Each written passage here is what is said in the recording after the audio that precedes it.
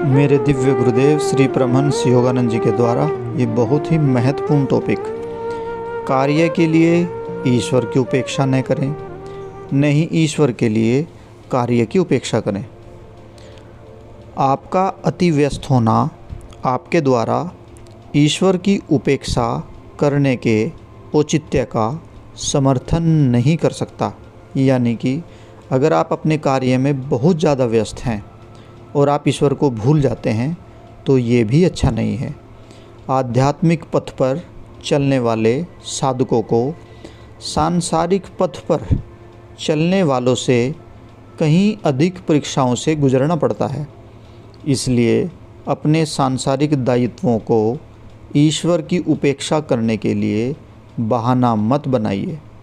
कभी भी ईश्वर की उपेक्षा मत कीजिए। सुबह और शाम जितना भी समय मिले परमात्मा को दीजिए। आपको कार्य के लिए ईश्वर की तथा ईश्वर के लिए कार्य की उपेक्षा नहीं करनी चाहिए। इन दोनों का तालमेल आपको बिठाना ही होगा। प्रतिदिन ध्यान कीजिए और जब आप अपने सांसारिक कर्तव्यों का बोझ ढो रहे होते हैं तब ईश्वर का चिंतन करते रहें। ऐसा सोचिए कि आप सब कुछ केवल भगवान को प्रसन्न करने के लिए ही कर रहे हैं।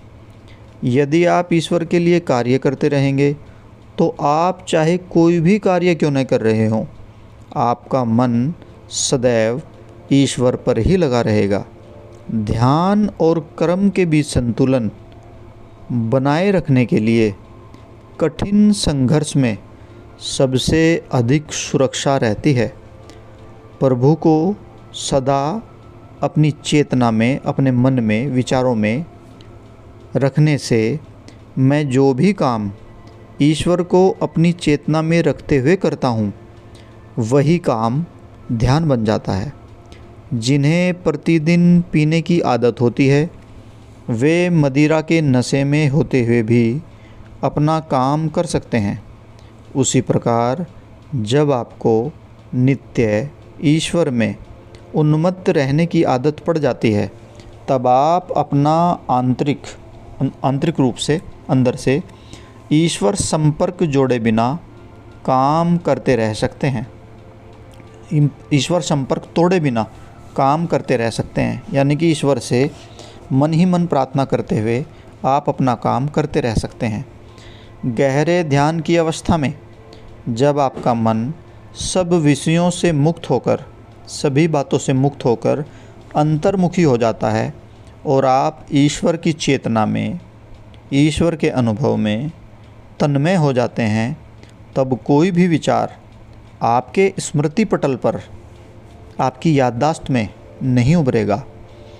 आप स्वयं भगवान के साथ अपनी एकाग्रता एवं भक्ति के सुदृढ़ लोहद्वार के पीछे खड़े रहेंगे, जिसे न कोई देवता, न कोई राक्षस, न कोई भूत पिशाच कभी लांघने का साहस भी करेगा।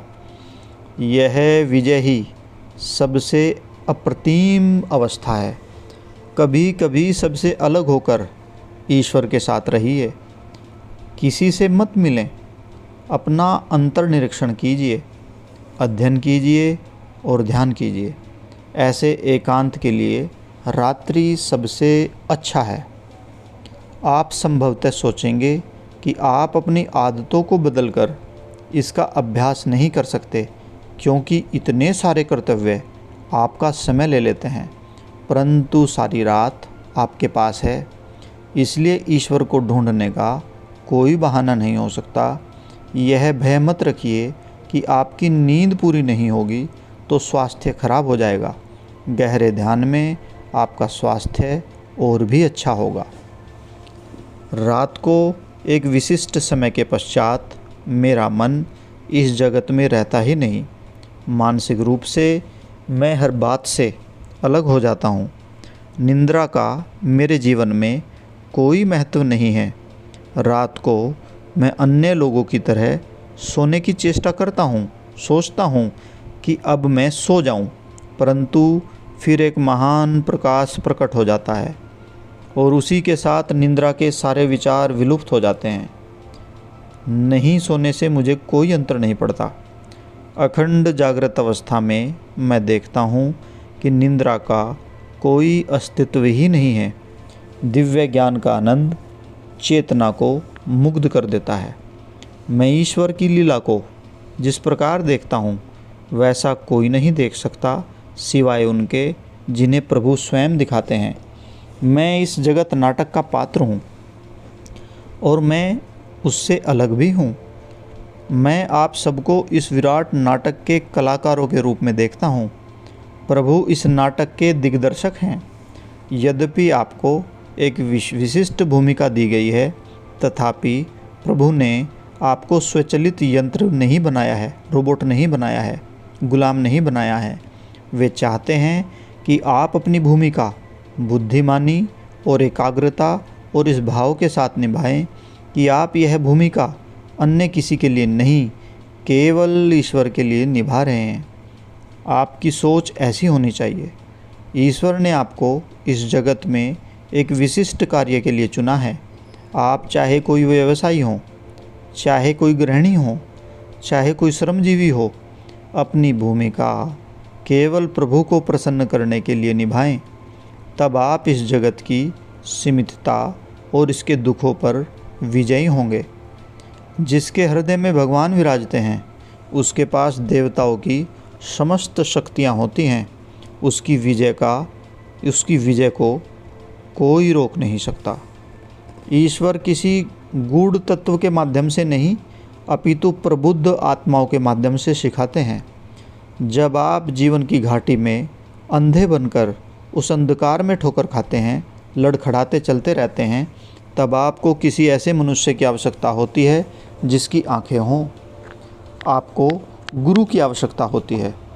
इस जगत में बने दलदल से बाहर निकालने का एक ही रास्ता है, वह है किसी ज्ञान प्रकाशित गुरु के पीछे चलना। मुझे जब तक मेरे गुरु नहीं मिले तब तक मुझे कभी सुख शांति नहीं मिली।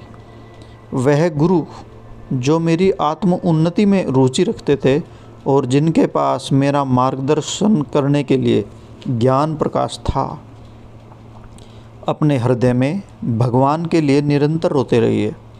जब आप प्रभु को विश्वास दिला देंगे कि आप उनके लिए तड़प रहे हैं तो उन्हें कैसे पाया जा सकता है, यह सिखाने के लिए वे आपके गुरु को आपके पास भेज देंगे। जब मुझे अपने गुरु स्वामी श्री युक्तेश्वर जी मिले तब मैं समझ गया कि भगवान हमें किसी गूढ़ तत्व के माध्यम से नहीं, अपितु ज्ञान प्रकाशित महात्माओं के माध्यम से सिखाते हैं। भगवान अदृश्य हैं, परंतु वे जो उनके साथ सदा तन्मय रहते हैं, उनकी बुद्धि और आध्यात्मिक अनुभूति के माध्यम से प्रकट होते हैं। उनकी बुद्धि और आत्मिक अनुभूति के माध्यम से प्रकट होते हैं। किसी के जीवन में अनेक शिक्षक हो सकते हैं, परंतु गुरु केवल एक ही होता है। गुरु शिष्य संबंध में एक दिव्य नियम की पूर्ति हो जाती है, जैसे कि जीसस के जीवन में प्रदर्शित किया गया जब उन्होंने जॉन द बैप्टिस्ट को अपने गुरु के रूप में स्वीकार किया। जिसने ईश्वर को पा लिया हो और उसे ईश्वर ने लोगों को अपने पास वापस लाने के लिए मार्गदर्शन करने की आज्ञा दी हो, मात्र वही गुरु होता है। केवल अपने से सोचकर कोई गुरु नहीं बन सकता। सच्चा गुरु केवल ईश्वर की आज्ञा से ही अपना काम करता है। ऐसे बहुत सारे महात्माओं ने प्रदर्शित भी किया है। जो आचार्य दूसरों की पूजा स्वयं स्वीकार करता है वह केवल अपने अहम का पुजारी है। कोई मार्ग सच्चा है या नहीं, यह जानने के लिए देखिए कि उसके पीछे किस प्रकार का आचार्य है। उसके कार्यों से क्या यह लगता है कि वह ईश्वर द्वारा निर्देशित है या अपने अहम के द्वारा। जो मार्गदर्शक स्वयं ईश्वर साक्षात्कारी न हो वह कभी भगवान तक नहीं पहुंचा सकता, चाहे उसका अनुयायी वर्ग कितना ही बड़ा क्यों न हो।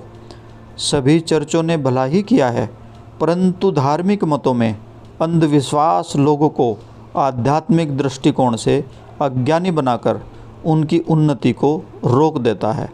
ऐसे ही बहुत सारे सत्संग और बहुत सारे गुरु लोगों की आध्यात्मिक उन्नति को रोक देते हैं। अनेक बार मैंने विशाल समुदाय को ईश्वर के भजन गाते देखा है, परंतु ईश्वर उनकी चेतना से उतने ही दूर थे जितने दूरस्थ तारे। केवल चर्च में जाकर या कोई सत्संग में जाकर कोई मोक्ष प्राप्त नहीं कर सकता। मुक्ति का सच्चा मार्ग योग में, वैज्ञानिक आत्मविश्लेषण में और किसी ऐसे गुरु का अनुसरण करने में निहित है जिसने धर्मशास्त्रों का जंगल पार कर लिया है और जो आपको सुरक्षित रूप से भगवान तक पहुंचा सकता है। जय गुरु जी।